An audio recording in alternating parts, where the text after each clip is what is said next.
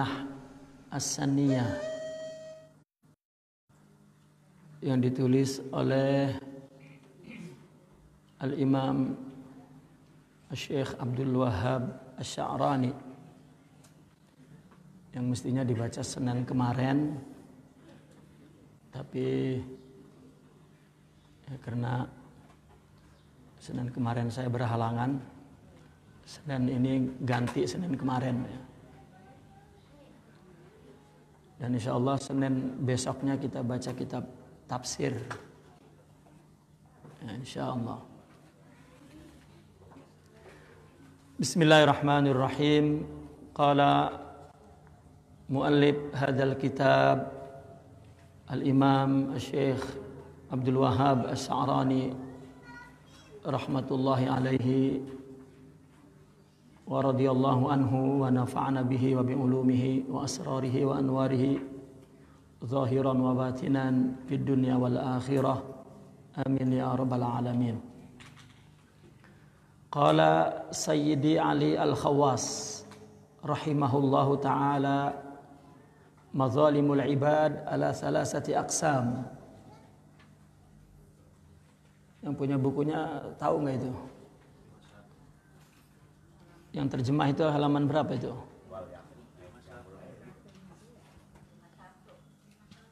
51.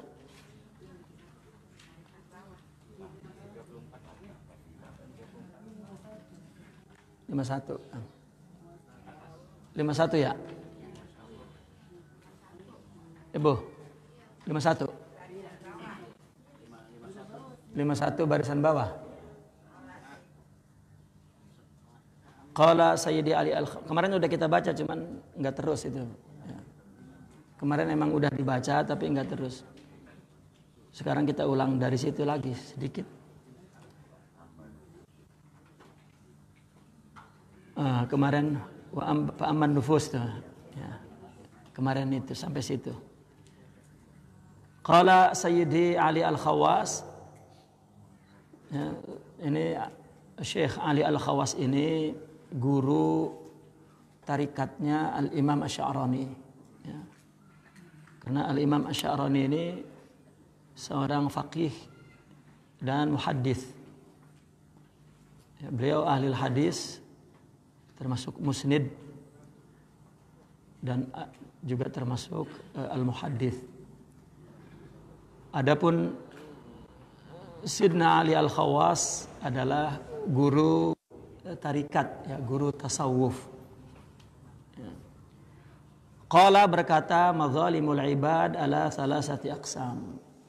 Kezaliman, penganiayaan ya, manusia hamba itu ada 3 bagian. Qismin yata'allaq bin nufus. Bagian berkaitan dengan nyawa, diri ya, jiwa. Nufus jamak dari nafs. Wa qismun yata'allaq bil amwal, sebagian lagi berkaitan dengan harta benda ya, uang. Wa qismun yata'allaq bil a'rad, yang terakhir, bagian terakhir berkaitan dengan nama baik. Jadi perbuatan zalim itu ya, perbuatan menyakiti orang itu ada 3. Kepada dirinya, tubuhnya, nyawanya, kepada hartanya, dan kepada nama baiknya.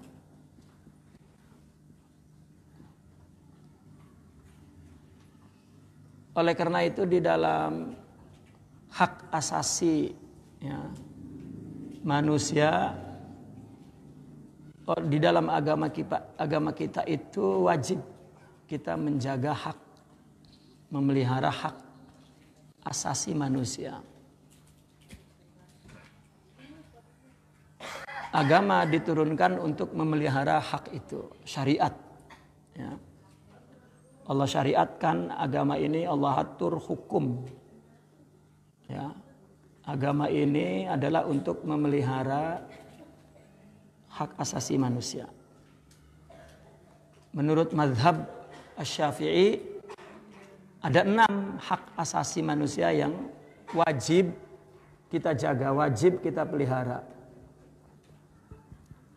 Pertama, agama.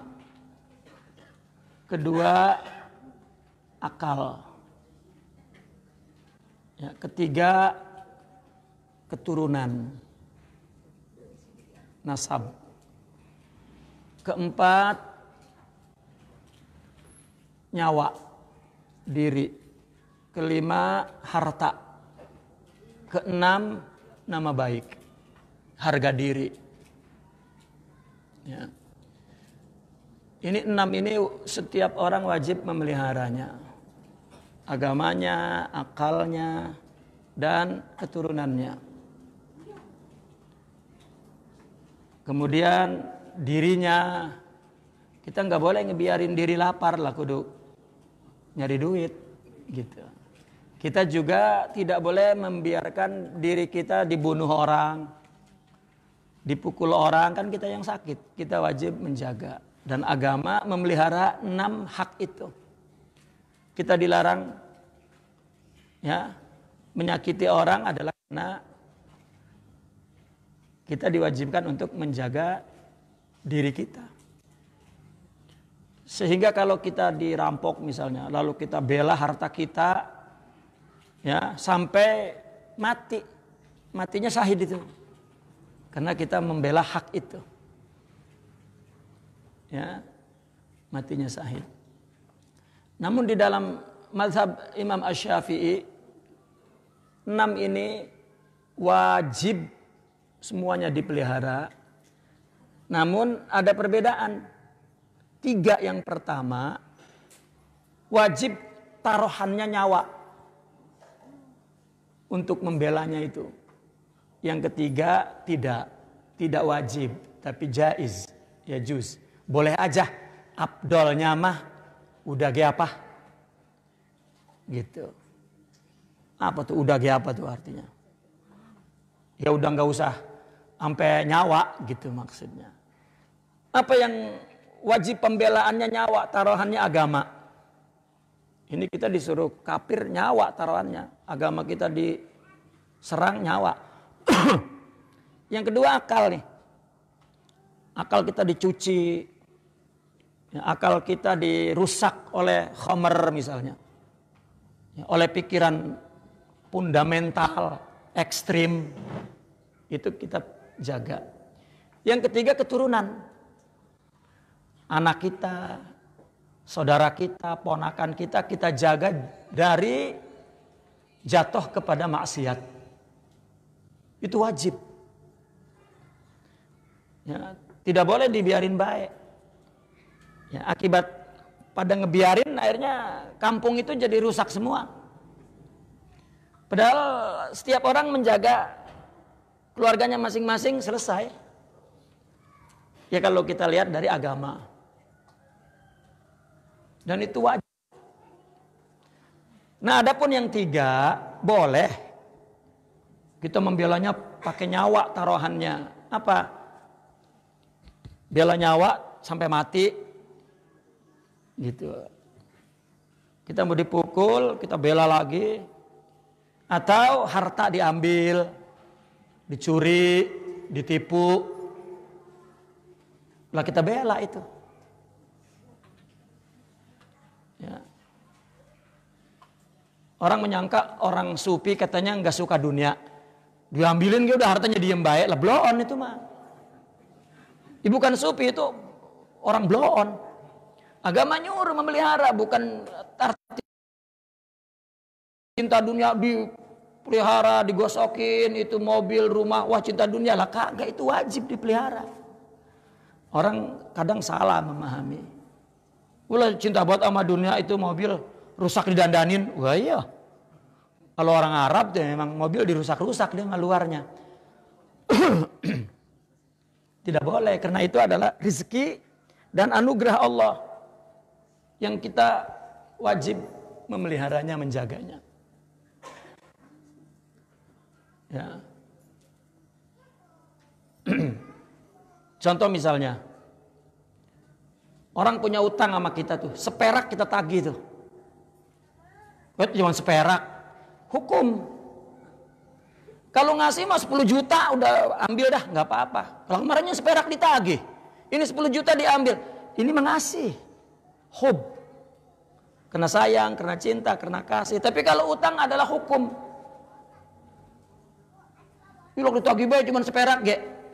Selesaiin dulu. Gitu. Ya.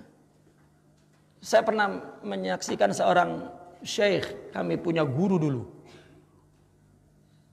Dia beli rumah ditipu. Ya, dinamain rumah orang yang nipu. Wah, dilawan sama dia. Sampai ke pengadilan. Dilawan, sampai habis itu duit seharga rumah. Ya, dilawan terus. Lalu ulama yang lain nasehatin, udah apa? Di Bang Harta nggak bisa. Nanti orang menyangka orang sufi itu bloon goblok. Ya, di bagian baik. Orang nyangkanya begitu kan, orang sufi mah juhud. Jadi dia mah diambil gitu diem baik. Itu bloon. Karena ada hukum, wajib dibela dan wajib dihitung.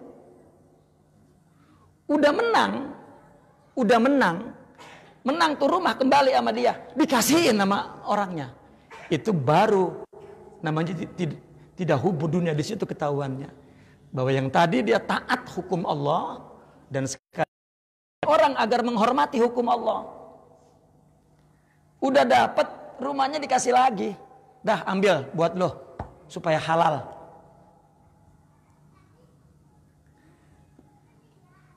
Nah itu orang nyangka, wah orang sufi emang gak doyan duit katanya. Lah bininya makan apa ntar? Ya, bininya 3 lagi. Lah gak dikasih makan itu bini. Kalau orang sufi mah bininya kayak makannya pasir kali ya.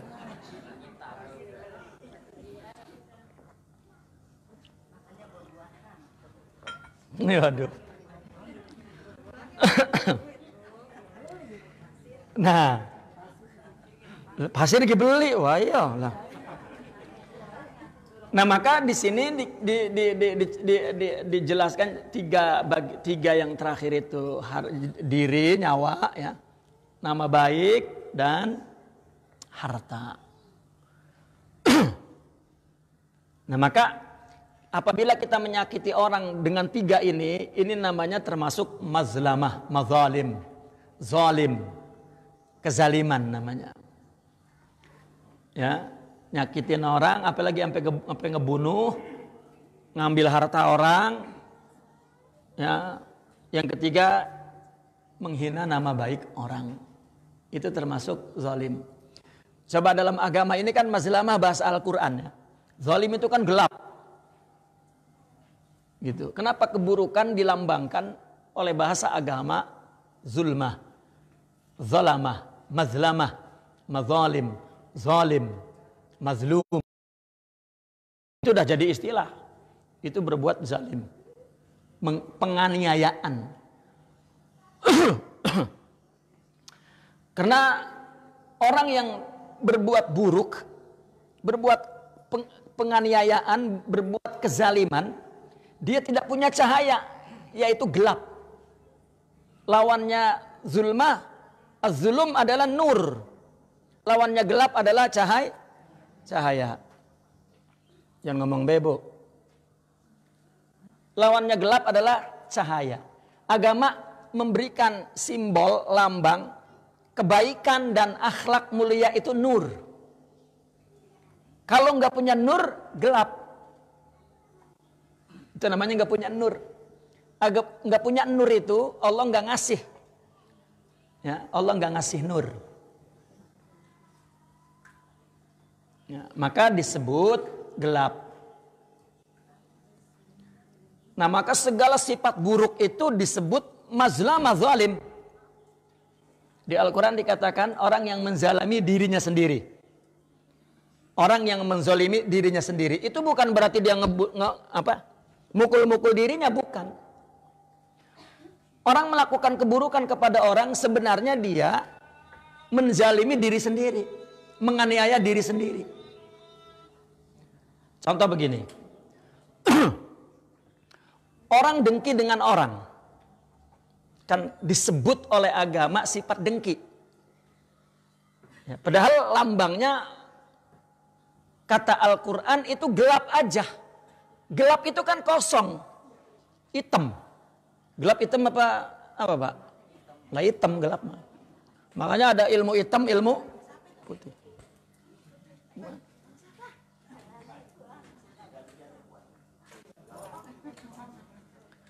Nah, gelap itu kosong. Ini diterangin istilahnya dulu ya.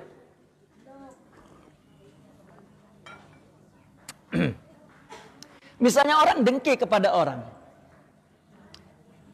ya, atau menghina orang.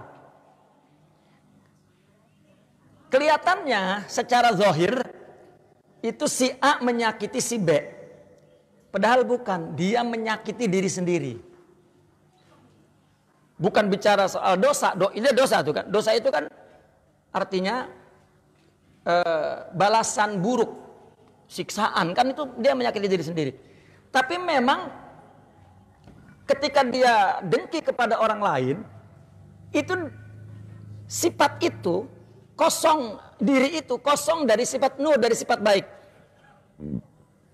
Maka disebut gelap. Karena orang tidak punya sifat qanaah atau tidak punya sifat hilm, maka dia menjadi dengki. Ya.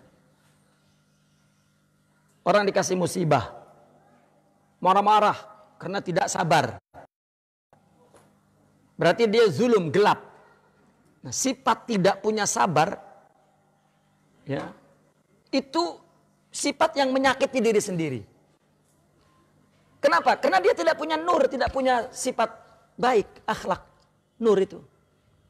Jika orang punya nur, bahagia. Orang dikasih musibah, punya sabar, bahagia. Karena ada sabar. Ketika enggak, menderita. Menderitanya ini marah-marah. Dikiranya marahin orang, padahal nyakitin diri sendiri. Itu bunyi sakit dia. Orang menggibah, orang mendengki, orang menghina, orang mencaci, itu bunyi sakit dia. Kalau dia punya nur, punya cahaya, punya akhlak, nggak ada bunyinya.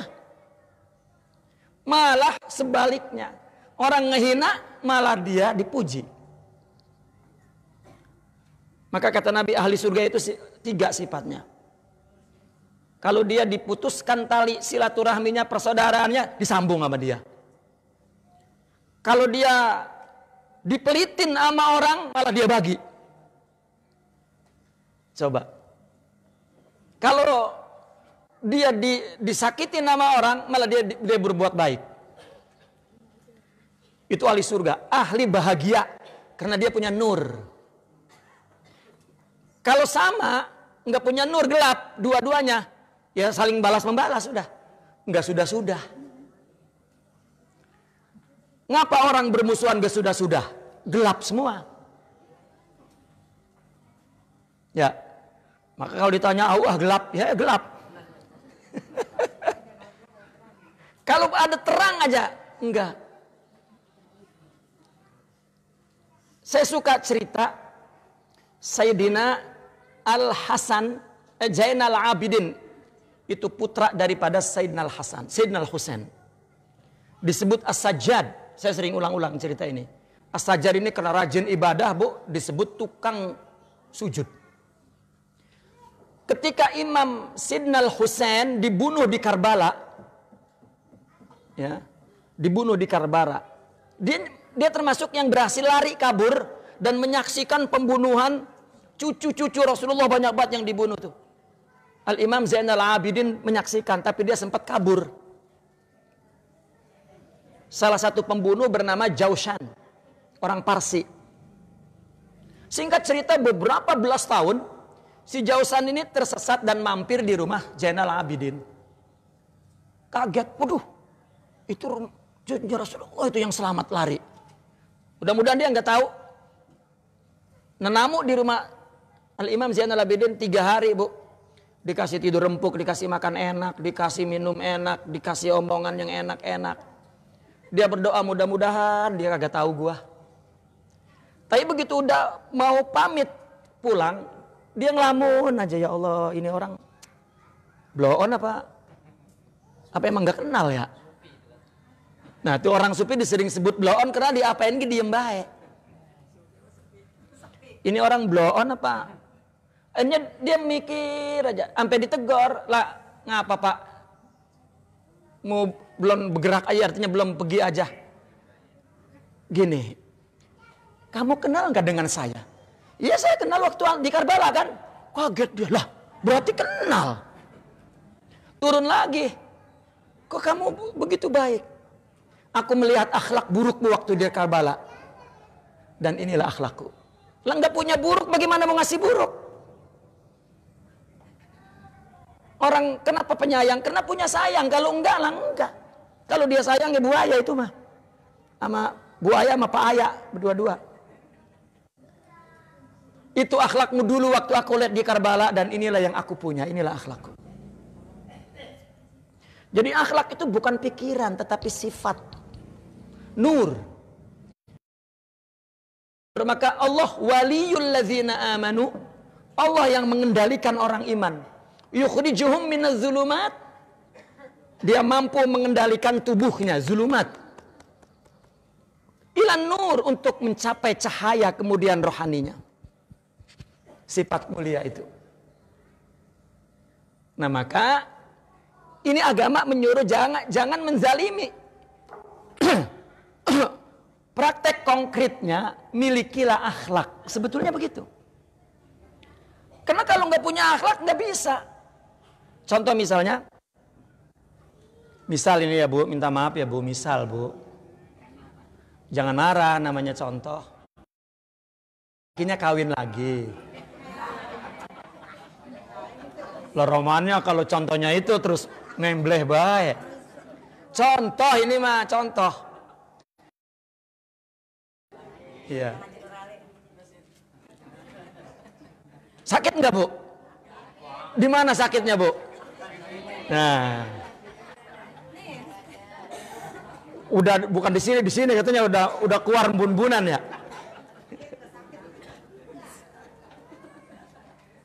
Itu kan sakit. Kita menganggapnya tuh laki kita ngajar buat itu, sama juga menusuk belati di, wah udah lah. Hah? Katanya mendingan dipanggang daripada dimadu, coba itu. Ayo dah panggang dah kalau gitu. Antegin.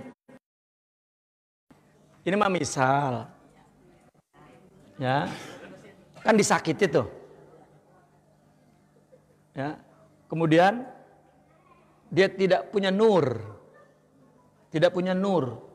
Apa baik udah itu. Ya. Sebetulnya akhlak buruk, akhlak baik satu. Akhlak baik namanya nur, akhlak buruk namanya zulum, gelap. Nah orang gelap, di madu ngamuk, nggak punya duit ngamuk, diomelin ngamuk, entah namanya takabur, namanya gibah, namanya iza, namanya hatak, namanya kotel, namanya macam-macam. Tergantung jenis kejadiannya apa, maka dikasih nama oleh agama tuh, namanya ini, namanya itu, namanya ini, namanya itu, begitu. Begitu juga akhlak itu tunggal satu, nur. Tapi agama namain, kalau dikasih musibah namanya sabar, itu nur. Kalau dia dikasih susah namanya qanaah, itu nur. Gitu. Apalagi kalau nurnya tuh menyalah tuh, kalau perempuan tuh ditanya, "Bang mau kawin lagi nggak?" Sampai begitu tuh nur.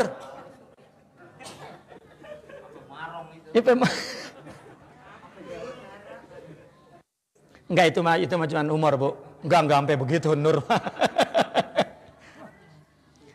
Ya. Kalau kaya, nur itu namanya zuhud. Cuman kalau nulis begini ini kayaknya kita disuruh melakukan akhlak, nggak bisa kalau nggak punya. Makanya banyak yang ngaku, gue udah sabar ini, kurang sabar apa gimana gue?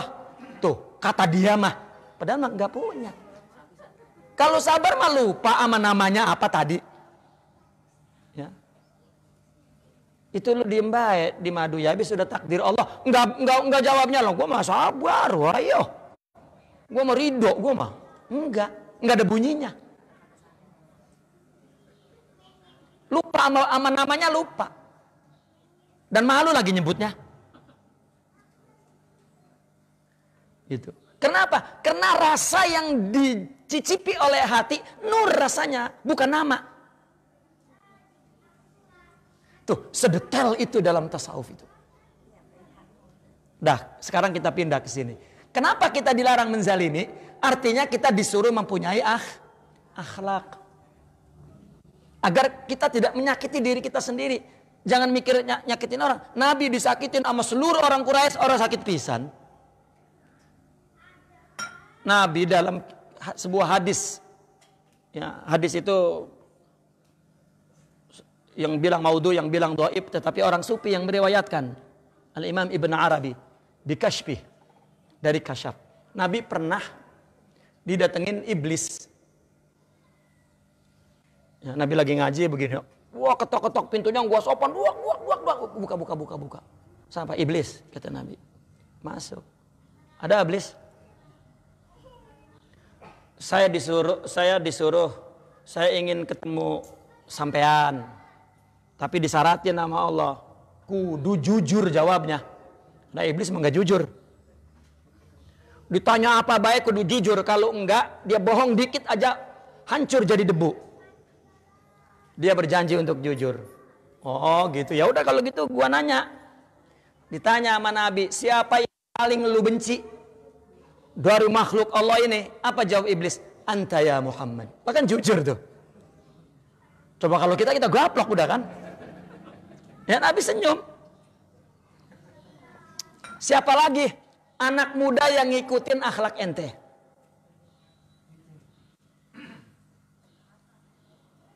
Terus banyak pertanyaan itu Pak. Itu satu buku diceritain Pak. Terakhir. Ya padahal itu banyak tuh pertanyaan Nabi. Bagaimana pendapat tentang Abu Bakar, Umar, Utsman, Ali. Dan bagaimana kalau umatku sholat kamu rasanya apa? Umatmu zakat rasanya apa? Umat puasa, terus disebutin itu banyak. Itu iblis menceritakan apa rasanya kalau kita lagi melakukan kebaikan. Terakhir kata Nabi, iblis, mau gak ente masuk surga? Saya bela nanti di depan Allah. Yang penting akuin kalau saya Rasul. Oh gak bisa. Dasar iblis ya.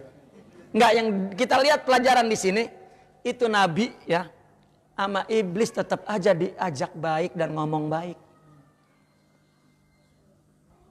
Kita mah belum iblis-iblis acan. Sama saudara ribut, romannya mau dipotong. Belum iblis-iblis acan, belum. Lah masih baik. Itu karena tidak ada nur. Maka itu sebab kebaikan itu, sifat mulia itu disebut oleh orang sufi Nur Muhammad.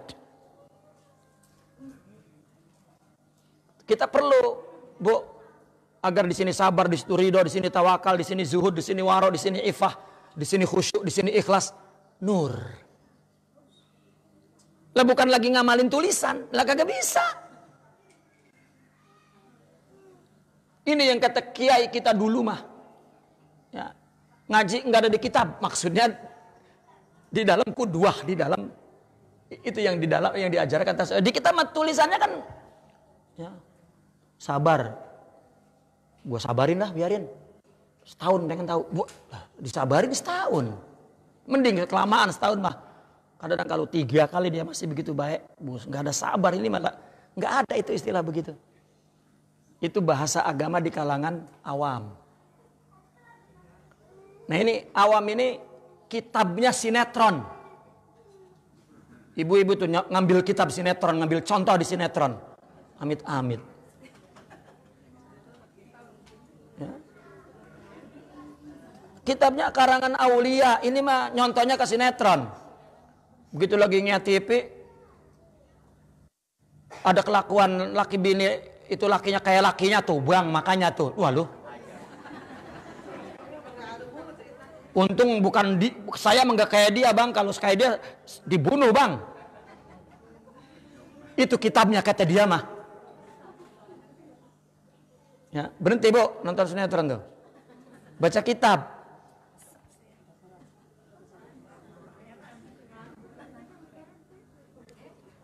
Pas filmnya ada madu 4 akur, dimatiin. Nonton sinetron pilih-pilih. Dimatiin TV-nya. Gledek itu sinetron. Itu baru contoh tuh. Nyontok milih-milih yang enak sama dia Ya Bu. Nah ini 3, kita tidak boleh menjalimi hamba. Kita sudah tahu kenapa orang sampai menjalimi. Namun hukumnya begini, ini hukum. Kalau dalam hakikatnya tadi karena tidak punya nur. Paham ya? Amman fa'amman nufusu. Bagaimana menjalimi nyawa, menganiaya, menyakiti nyawa diri orang. Falaha ahkamun adidah. Banyak hukumnya itu ditulis dalam kitab-kitab. Fi misli qatlil amdi, seperti membunuh dengan sengaja, wal khata' atau ngebunuh kesalahan. Ya. Kita mau ngelempar mau ngelempar burung misalnya, anjing misalnya, kena orang mati. Wa wujubil kawad, wajib dikisos. Dan atau bayar diyah atau kafaroh, itu hukumnya ya, kita panjang kalau mau cerita hukum. Artinya ada hukumnya tuh, hukumannya tuh. Artinya orang tidak punya akhlak itu dihukum di dirinya, di dunia dan di akhirat. Pertama dirinya tersiksa. Pak, orang nggak punya nur, nggak punya kegelapan itu tersiksa. Karena apa?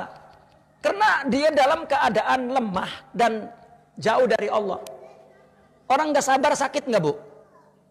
Orang nggak ridho sakit nggak? Sakit. Ibu kenapa di madu sakit? Nggak ridho. Coba kalau ridho mah, cuman kesel doang.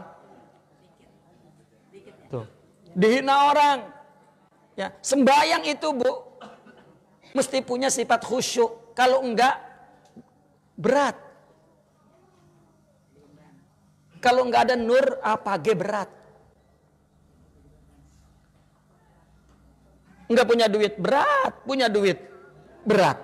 Karena enggak ada nur. Kita enggak perlu nyebut nama-nama akhlaknya. Nur maksudnya sudah. Yukhrijuhum minadh-dhulumati ilan nur. Kalau punya, ya dia punya sejumlah nama-nama yang disebut oleh Allah dan Rasulullah Sallallahu Alaihi Wasallam. Ya.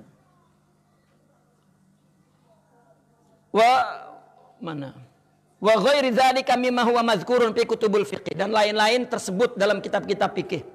Wa ammal amwal, adapun harta, fa innahu labudda min raddiha ilal mazlum aw warisih, maka wajib dikembalikan kepada yang dizalimi atau warisnya. Kita minjem duit, mati orangnya, ya pulangin sama anaknya. Atau kita ngambil duit orang, ya nyolong duit orang. Katakanlah ceritanya, kita ngambil duit orang lagi saat perlu banget, punya, kembaliin, mati orangnya, cari warisnya. Ya, cari warisnya. Wa in ta'azzara dzalik lam yabqa ghairu tasadduq biha, lam yabqa ghairu tasadduq biha an sahibiha ala madhhabi man yara dzalik. Kalau susah warisnya juga enggak ketemu. Kenapa? Karena lagi minjemnya dulu pernah tinggal di Lampung. Enggak tahu sekarang udah di Jawa Tengah. Nah, orang yang di Lampung ya udah pindah ke Papua. Dicek. Ya. Bagaimana? Maka tidak ada jalannya keluarnya kecuali sedekahkan sejumlah harta yang kita pakai itu atas nama si pemilik harta itu. Ya. Kita pakai duit orang 1 juta misalnya, mau ngembaliin nggak ada, udah 1 juta kita sedekahin atas nama si Fulan. Itu juga tidak semua mazhab sepakat begitu. Ya. Fa in ajaza an raddil mazalim falyastaksir minal hasanati allati yuwaffi minhal ghurama indal mizan. Kalau juga nggak punya duitnya, ya, untuk mengembalikan harta orang zalim itu, orang yang dizalimi itu, maka kita mesti banyak melakukan kebaikan sehingga kebaikan itu memenuhi timbangannya, ya, terhadap utang itu, duit itu. Itu bagaimana tuh caranya tuh?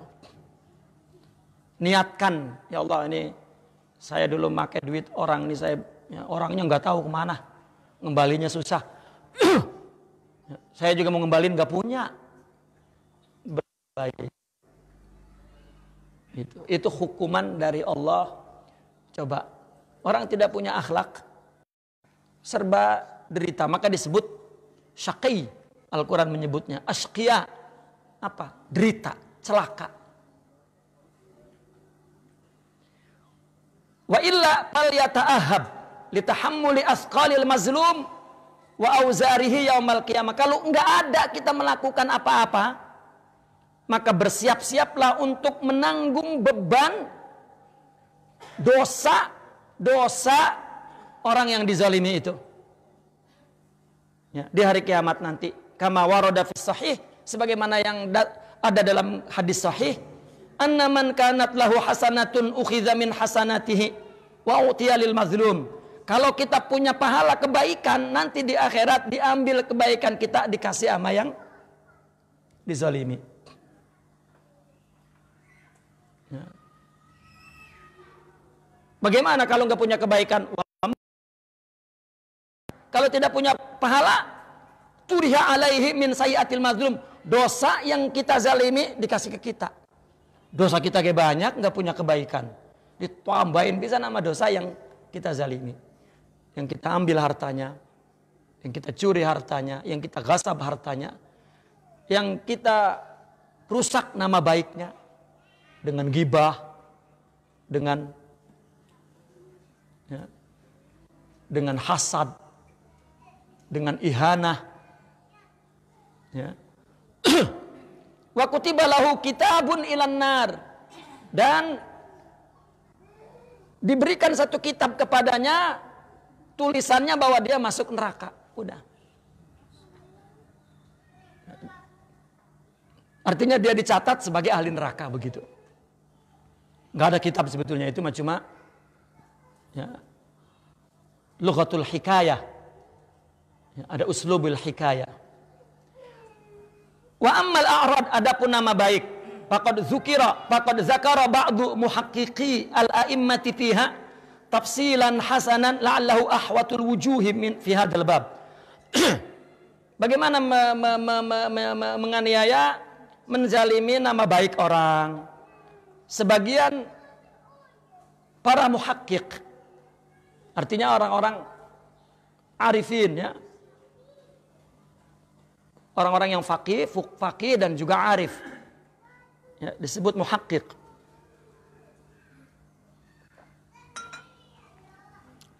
Dari para imam di dalam tentang menzalimi nama baik itu secara rinci dan baik. Mudah-mudahan makna ini yang paling tepat, yang paling prioritas lah, katakan, yang paling baik lah ditulis di dalam bab ini.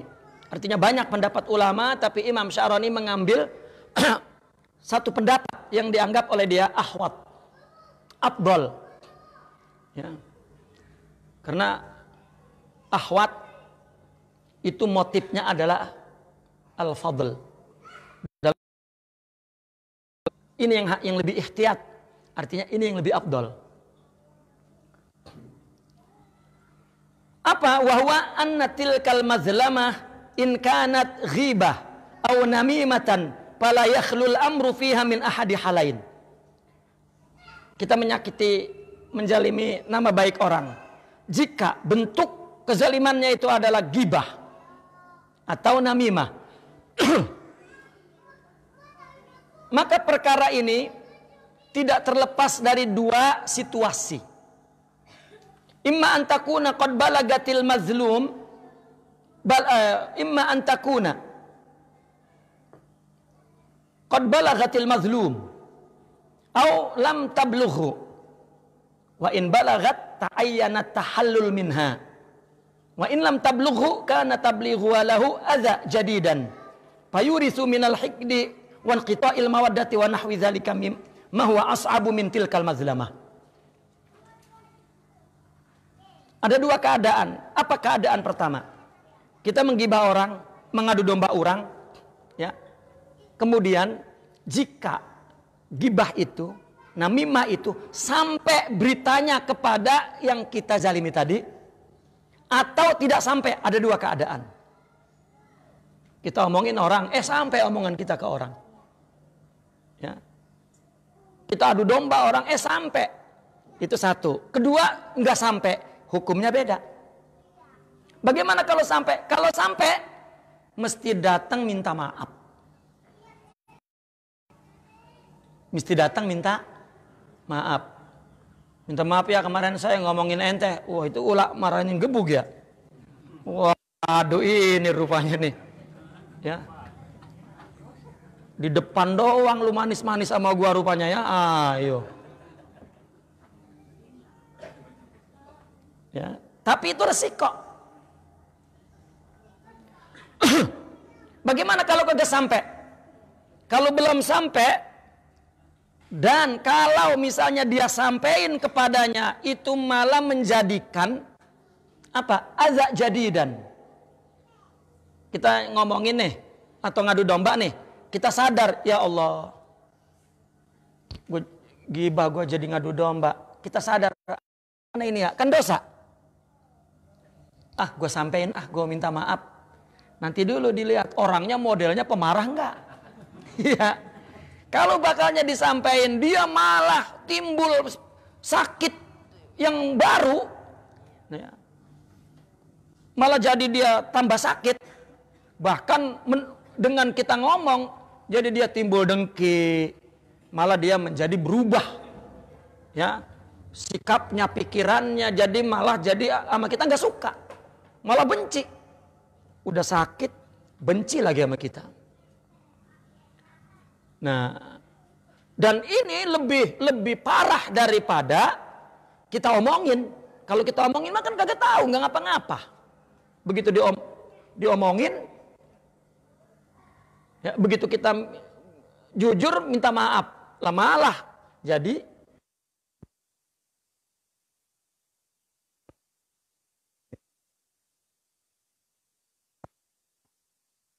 fidzalik. Bagaimana jalan keluarnya? Jalan keluarnya adalah dalam perkara ini kasratul istighfar.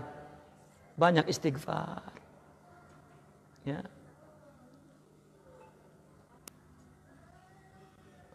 Duna tablighihi, enggak perlu kita sampaikan bahwa kita namimah dan ghibah. Wa talabut tahallul minhu, dan minta ampunnya, minta maafnya kepada Allah aja. Ya Allah, saya ngomongin hamba engkau ya Allah, astagfirullah, astagfirullah. Ya, jika taubat diterima. Makanya itu Nabi nyuruh baca istighfar itu setiap hari. Itu sebab di dalam tarikat itu kenapa kita disuruh baca istighfar setiap sholat. Nah, jangan merasa dosa apa gua, wah ya dosa apa. Pak, dosa melanggar syariat tidak lebih besar dibanding orang berbuat baik, ngaku bahwa ini adalah dia berbuat baik, bukan hidayah taufik dari Allah. Ini lebih dosa, Pak. Tapi untuk merasakan bahwa ini dosa besar, perlu hati yang bersih. Kalau hati enggak bersih, enggak ngerasa. Itu sebab beliau menulis ini yang disebut ahwat, ihtiyat, yang afdol, yang dipandang oleh muhakkik, oleh orang yang punya hati yang bersih.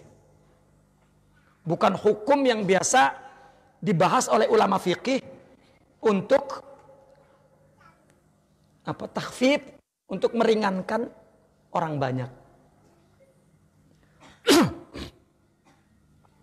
Summa la yakhfa 'alaika ya akhi anna minadz-dzunubi ma yushbih amruhu min jihatin min jihati kaunihi min mazalimin nafsi au mazalimil ibad. Nah, kemudian ada sesuatu yang jelas nih. Apa? Satu dosa yang mirip dari satu sisi zalim kepada diri sendiri, satu sisi zalim kepada orang. Tadi kan itu zalim ada 3. Satu zalim kepada diri sendiri, ya, dan zalim kepada orang. Nah, kepada orang ngambil harta, ngambil menjelekkan nama baik orang, merendahkan nama baik orang, dan zalim kepada diri sendiri adalah berbuat dosa, zalim kepada diri sendiri, membunuh diri, zalim kepada diri sendiri, dan zalim kepada diri orang lain, nyawa orang lain, diri orang lain nggak boleh. Ya, diri orang lain, harta orang lain, nama baik orang lain nggak boleh. 3. Adapun kepada diri sendiri, nama baik diri sendiri. Kita berbuat buruk, itu nama baik diri sendiri. Kita nggak jaga. Ya. Maka orang-orang tua kita dulu bilang, kalau lu nggak bisa jaga diri lu, jaga nama baik orang tua. Ya, itu kan pendidikan namanya. Jaga nama baik kampung, katanya. Artinya bukan kampung kan, kampung mah apa tempat. Artinya orang di kampung itu. Ya. Ketika kita ini diceger, kita nggak jaga nama diri kita, nggak jaga nama baik orang diceger, ya hancur. Ya. Apa salahnya? Salahnya ketika ada orang yang punya nur, kita nggak ngambil nur. Istilahnya ada ngaji diceger, orang ceger nggak ngaji. Kan gak ngambil nur namanya. Nah begitu yang punya nur mati, udah keluar mazlamah semua. Nggak bisa jaga nama diri, nggak bisa jaga rasa, nggak bisa ngejaga Pak, karena yang ngejaga itu nur. Nur itu untuk menjaga orang lain dan menjaga diri, bukan diri kita, orang lain terutama. Itu nur. Jaga bini, jaga anak, itu nur. Orang kalau punya nur, dia kuat untuk menjaga orang lain. Ya kalau yang nggak punya, bagenin nggak apa? Ntar kayak ketulah dewek. Nah itu nggak punya nur tuh. Perbuatan dia bodoh amat, nggak boleh. Ya, apalagi sama saudara, nggak boleh. Kita mesti tolong. Ya. Bukan kita ini, kata dia mau udah mantep banget itu begitu. Lah, sebetulnya mah, ya. Kalau dia punya nur, nur itu yang nyuruh. Karena nur itu nurullah. Lah kalau orang gak punya nur, biar baca tetep ngomongnya malah lain. Gitu. Makanya ketika Al-Quran menyeru, ya ayyuhalladzina amanu, itu dipanggil adalah nurnya tuh. Nurul iman. Ya kan orang mah cuma cangkang, surah. Iman itu adalah al-imanu nur, al-ilmu nur, as-sabru nur, kata Rasulullah. Nah, nggak punya nur. Ya. Nah, ada mirip salah satu dosa yang mengandung menjalimi diri sendiri dan menjalimi orang lain. Apa? Zina, kazina, wal liwat. Dan zina dan liwat. Liwat ya. Nah, fa innal amra fi dzalik yahtaj ila tafsilin liyazhar biwasitati rajaihi sawabu. Ini perlu diperincikan karena ada perinciannya. Ada satu dosa, di dalam dosa ini mengandung menzalimi diri sendiri dan menzalimi orang lain sekaligus. Tafsilnya bagaimana rinciannya? Wa huwa an yuqal, agar kita benar memberikan hukumnya. Ya. Yaitu dikatakan in kanal maf'ulu mubtadi'an. Kalau mula-mulanya itu datang dari orang yang menjadi objek. Misalnya laki perempuan berzina. terjadinya zina ini mulainya datang dari perempuan. Perempuannya godain saya dong bang, gitu. Pakai bajunya, ya pakai bajunya udah nggak kelihatan baju. Lah ini kan sama juga mubtadinya kan dari dia. Ya. Karena tilkal mazlama min mazalimin nafs. Kalau kita ngikutin ajakan dia, maka itu kita menjolimi diri sendiri. Seperti datang ke Malpinas misalnya. Itu namanya zalim kepada diri sendiri. CBL ya? Ya. Suka datang nggak ke CBL Pak? Iya datang, saya ke datang. Lah kalau nggak datang nggak bisa lewat kemari. Wa in kanal fa'ilu qad rawadahu wa awadahu. Kalau yang pelakunya ini laki-lakinya nih, yang ngajakin, yang mula-mulain, yang ngegoda-godain, kana dzalika min mazalimil ibadi sa'bah. Ini menjalimi orang lain. Udah neng, emang nanti siapa sekarang siapa sih? Ya. Emang apa sih? Wah, akhirnya kena zina. Ini menzolimi orang. Apa dia menjalimi diri sendiri? Ya itu mah udah otomatis. Ya. Double. Li'annahu adza.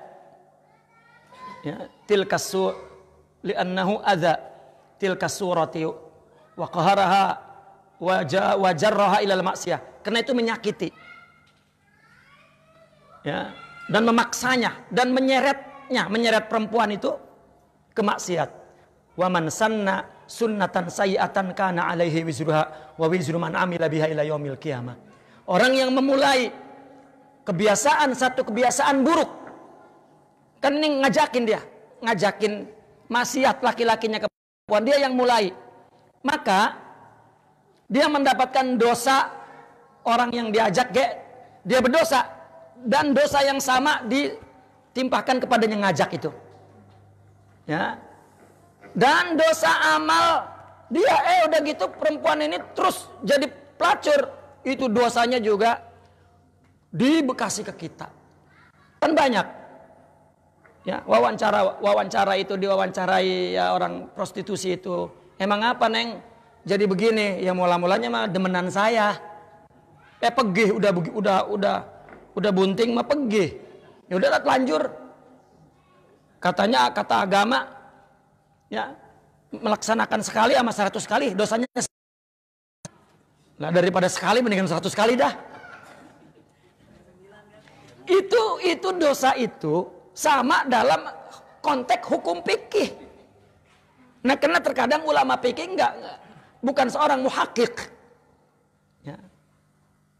Dia kesama enggak. Hakikat dosa itu enggak ada beda. Nggak ada besar, nggak ada kecil, dosa itu semuanya besar. Contoh orang nyolong telur sama nyolong mercy, gedean mana dosanya? Nah, iya.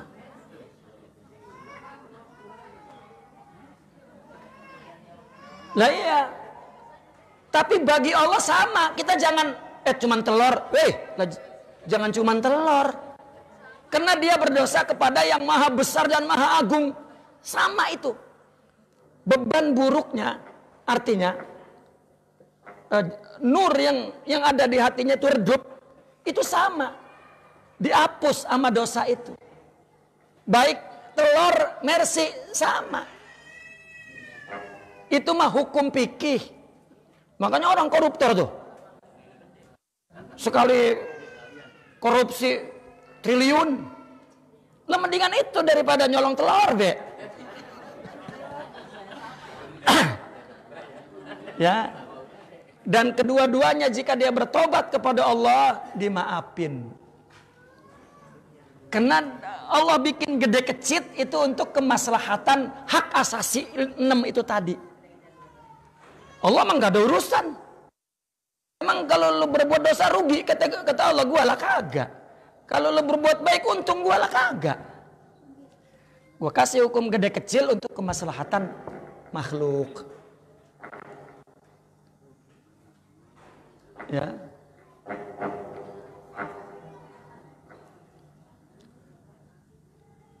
Terus, man amila bihauda fa innahu hataka ardaha wa aza ahlaha wa hamalaha al-'aru wa ghairi. Karena kalau menjinahi itu sama juga merusak harga dirinya, menyakiti keluarganya dan membawa dia kepada aib, ya, nama baik yang buruk di depan orang dan lain-lain. Itu jelas, ya. Tanbih. Kita habisin aja babnya, ya. Min kalami Syekh Abil Mawahib Syazili rahimallahu taala.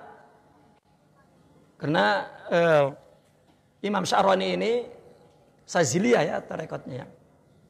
Dari Sidi Ali Al-Khawas terus bersambung sampai kepada Imam Abul Hasan Syazili radhiyallahu anhu. Mimma yuqiful muridu anit taraqqi. Mimma yuqiful murida anit taraqqi. Wuku'uhu bi ghaibati ahadin minal muslimin, ya Allah. Salah satu yang membuat murid itu mandeg dari menambah nur cahaya rohaninya, meningkat, ya, rohaninya. Lompat, ya. Astagfirullah. Tanbih di atasnya tuh. Oh iya, lompat. Tanbihun. Al-a'radu asyaddu minal amwal. Nama baik, ya, lebih tinggi daripada harta. Merusak nama baik lebih buruk daripada merusak harta. Menghina orang, merendahkan orang, mempermalukan orang, itu kezalimannya lebih sangat daripada harta orang. Harta mah nggak nempel. Kalau nama baik kan nempel di diri. Makanya ada istilah al fitnatu asadu minal qatl. Ya, fitnah lebih tajam daripada pedang. Nyakitin tubuh, ya, menyakiti orang, nama baiknya, harga dirinya lebih tajam daripada, ya, menyakiti tubuhnya. Begitu juga harta dengan nama baik. Qala ulama law anna shakhsan akhadha mali shakhsin summa tawarra. Ada orang ngambil harta orang, setelah itu dia tobat. Artinya setelah itu dia waro, artinya tidak mengambil, tobatlah. Faja'a bihi ba'da mautihi ila warasatihi. Kemudian orang yang punya harta itu mati. Maka setelah mati dia datang kepada warisnya. Wa ila jami'i ahlil ard, atau datang kepada semua orang.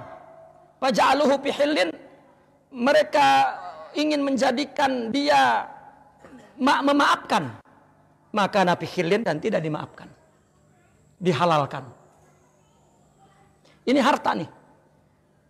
Orang ngambil harta orang, pengen nyari halal, orang yang punya hartanya mati, nyari ke warisnya, minta dihalalin, lah nggak bisa. Lah emang harta siapa?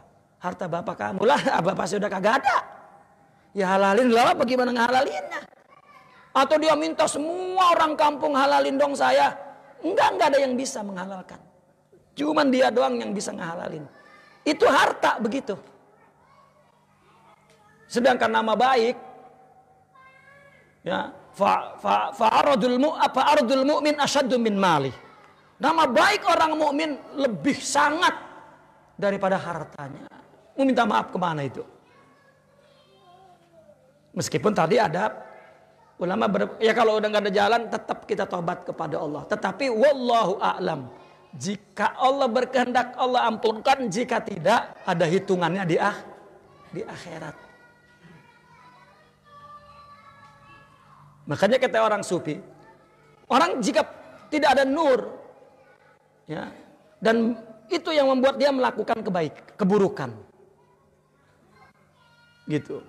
Dihisab itu di akhirat untuk mendapatkan nur, untuk mendapatkan kebaikan. Tapi jika punya nur di dunia, dia sudah menghisabnya di dunia itu. Maka kata Sayyidina Umar, hasibu qabla an tuhasabu. Ya, bikin perhitungan. Ya. Apa istilahnya? Audit sebelum diaudit gitu. Apa? Sebetulnya miliki nur. Orang jika punya nur, dia salah minta maaf. Ya. Dia berbuat dosa, dia bertobat. Itu nur yang ngajakin. Kalau enggak bisa. Enggak mau. Nah, bukannya enggak mau.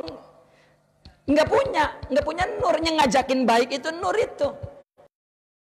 Yang ada dalam tubuh kita, sifat yang ada dalam tubuh kita. Biar katanya berbuat kelahatannya kepada dirinya sendiri. Coba orang kalau calonannya buat macin, ngasih sumbangan, itu baik banget orang itu. Dia supaya dicolok, supaya disodok, dicoblos, dipilih. Lah udah jadi mang lupa udah. Lah itu kebaikan untuk dirinya sendiri. Kalau nur kita nggak nyebut akhlak karena nur itu asalnya. Nur itu yang ngajak dia berbuat baik. Sampai sama orang yang menghina dia, tetap beda mah. Maka itu kata orang goblok amat. Karena kalau kita mah pinter, orang jahat sama kita jahatin lagi lebih pinter kita mah pan. Makanya dibilang blow on. Ya, itu pandangan awam. Taib. Wa min kalami Syekh Abil Mawahib Sazili. Kalau orang sufi itu menjelaskannya kenapa menyakiti tubuh, nyawa. Orang sufi memandang bahwa tubuh ini surah, rupa, atau kalau bahasa kerennya profil. Apa? Suratul haq. Tuhan. Kita untuk mengenal Allah itu melalui diri ini. Kalau ingin di luar diri kita, ya melalui diri orang lain.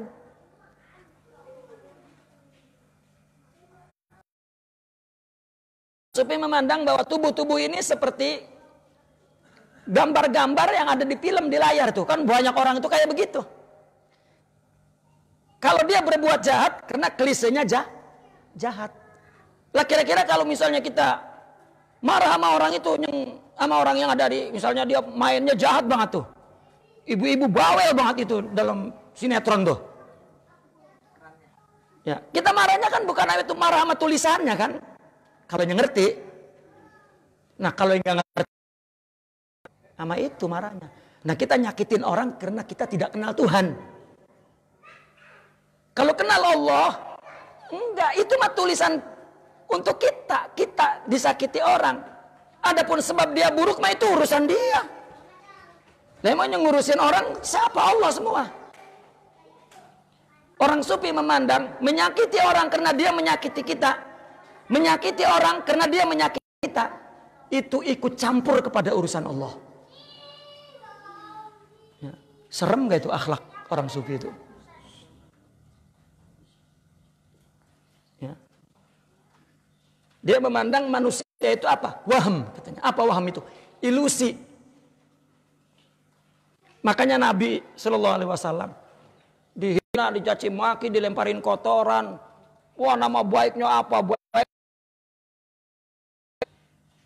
Begitu datang orang yang nyakiti dia di depan dia, itu Nabi senyumnya manis banget. Sampai yang nyakitin itu nyari tanda marah di matanya nggak dapet. Kita mah kalau kesinggung aja udah brok wajah mata itu. Bohailah. Ya, itu kena gelap, itu zulum di hatinya itu.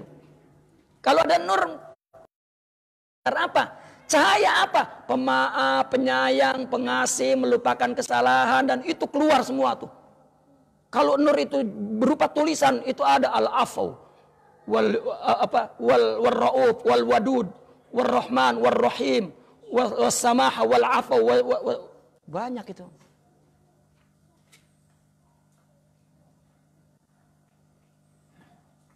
Nah maka dengan nur itu ya, kita berbahagia tuh.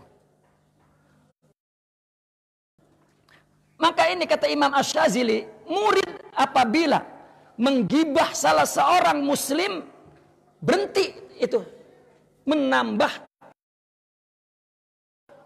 meningkat kadar cahayanya itu. Kalau dalam istilah tasawufnya makomnya. Makom itu akhlak, sifat.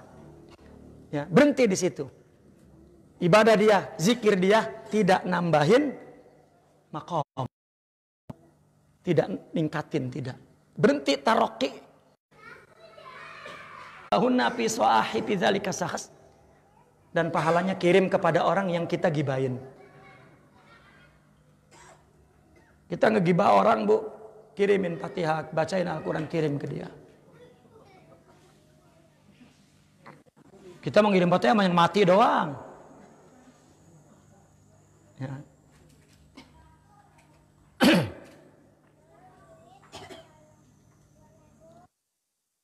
Itu Imam Sazili, aku mimpi ketemu Rasulullah sallallahu alaihi wasallam. Barani bidzalik, Rasulullah yang beritahu begitu. Bagaimana saya gibah orang? Ya udah. Ya. Kirimin Fatihah, baca Falak, Binas, Al-Ikhlas, kirimin pahalanya ke mereka. Ya, kalau tadi tuh kalau kita bilang maaf ya digibah malah berubah jadinya. Ya. Maka kita doain dia. Bahkan kalau punya uang kita sedekah atas nama dia. Kalau kita ada lagi kita puji-puji, kita ganti dengan puji-puji. Ya kita habis ngomongin keburukan, kita sadar, kita puji-puji dia, kita kirim Fatihah dan doa-doa, dan kemudian ya, kita sedekah kepadanya tanpa sepengetahuannya. Wa qala, dan berkata Al-Imam Asy-Syadzili, innal ghibata was-shawab yaqifani baina yadillah. Ghibah dan pahala dua-duanya berhenti di depan Allah. Wa arju an yatawazana. Dan aku berharap keduanya itu an yatawazana, seimbang. Artinya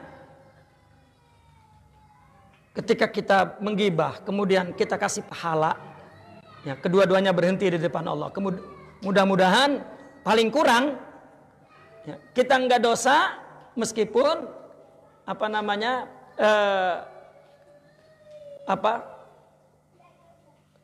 doa pahala itu sampai kepadanya dan kita tidak dosa sehingga seimbang kedua-duanya. Itu bukan perbuatan amal kita. Kan orang berbuat amal kan pahalanya dikasih kita. Tapi karena kita membacanya untuk mereka yang kita gibahi, maka dua-dua itu seimbang. Enggak apa-apa, yang penting meskipun enggak dapat pahala tetapi tidak mendapat dosa gibah. Ya. Bahkan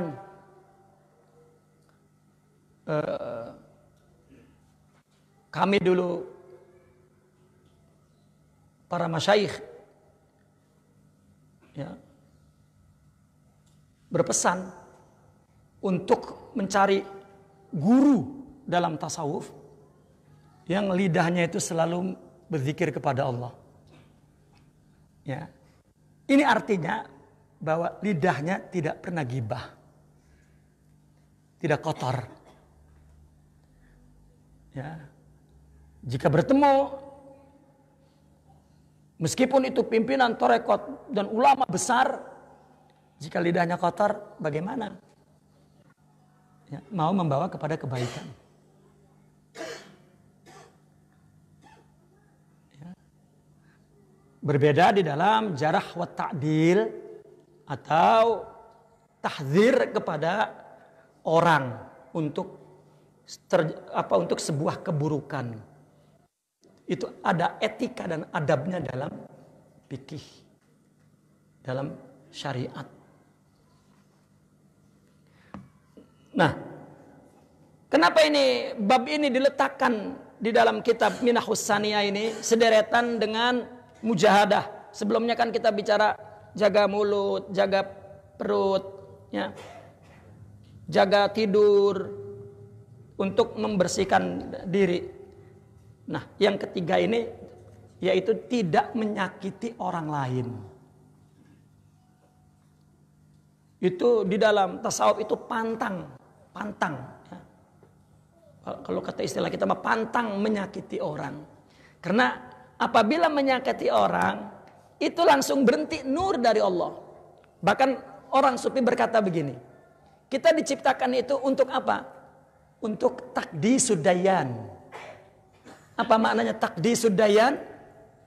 Mensucikan, mengagungkan, mengkultuskan Tuhan.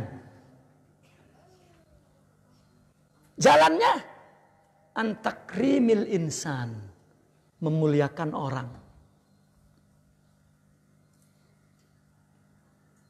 Dan lebih unik lagi, para wali itu mengatakan musliman au kafiro. Tidak boleh menyakiti manusia, baik muslim atau non muslim. Kafir. Tidak boleh. Yang namanya wujudnya itu orang berpala, berkaki, berperut, ya, bertangan. Orang itu nggak ada bedanya mau kafir mau muslim. Ini adalah profil ketuhanan. Artinya ciptaan Tuhan maksudnya. Kan manusia kan disebut khalifah. Ya. Wakil pengatur alam semesta. Kan kita semua, Pak. Yang ngatur dunia kan kita semua. Di laut manusia, di udara manusia. Di hutan manusia, di kota manusia. Ya semua. Yang bikin obat manusia, yang bikin penyakit juga manusia. Yang bikin corona manusia. Ntar yang bikin vaksinnya manusia juga. Lah emang kita semua yang bikin. Kenapa? Karena diwakilkan. Artinya Allah menciptakan sesuatu. Coba Allah Maha Pemberi rizki. Lah kapan kita yang ngasih rizki anak, bini, ya? Ntar kayak masing-masing bergantian. Ya Allah menimpakan musibah kepada kita. Kita yang menyakiti satu sama lain. Namun Allah mengajak daripada kegelapan kepada cahaya. Ini untuk orang yang beriman. Maka menyakiti manusia itu merupakan ketawakufan. Apa ketawakufan itu? Kemandegan, kepakuman. Peningkatan rohani ditambahnya akhlak, nur di dalam jiwa kita. Itu menjadi rentetan rentetan sebuah etika adab. Tasawuf itu adab. Itu adab kepada Allah. Ya, itu semuanya dilihat adab kepada manusia. Ya. Baiklah, Bapak, Ibu-ibu, kita sudah selesai satu judul ya. Karena selanjutnya itu adalah judul lain, yaitu banyak istighfar. Nyambung terus kan. Kalau kita perhatikan judul demi judul itu dari belakang itu semuanya berkaitan. Di mana kitab ini kitab tasawuf, di mana buku ini menerangkan bagaimana kita memiliki hati yang bersih dan mendapatkan cahaya Allah. Caranya adalah seperti yang terurai dalam buku ini, ya, judul demi judul. Ya. Sampai kemudian bulan depan insya Allah perbanyak istighfar. Ya, perbanyak istighfar dan seterusnya. Ini adalah cara untuk bagaimana membersihkan hati untuk mendapatkan nur. Nah, baru perintah-perintah agama kalau punya nur bisa dilaksanakan dengan sidik.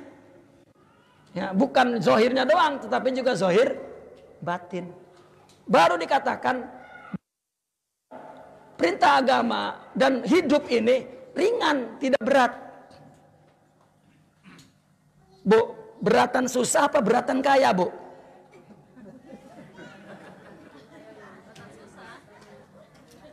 Susah kapan? Nggak ada. Masa emang nggak ada berat? Lah, kalau kaya kan ada berat. Emasnya sekintal berat nggak? Lah, emasnya cuma segram.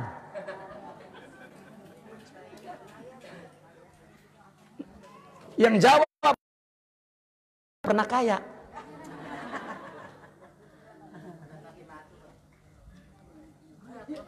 Berat banget ya? Iya. Karena ada kan, ada yang lain.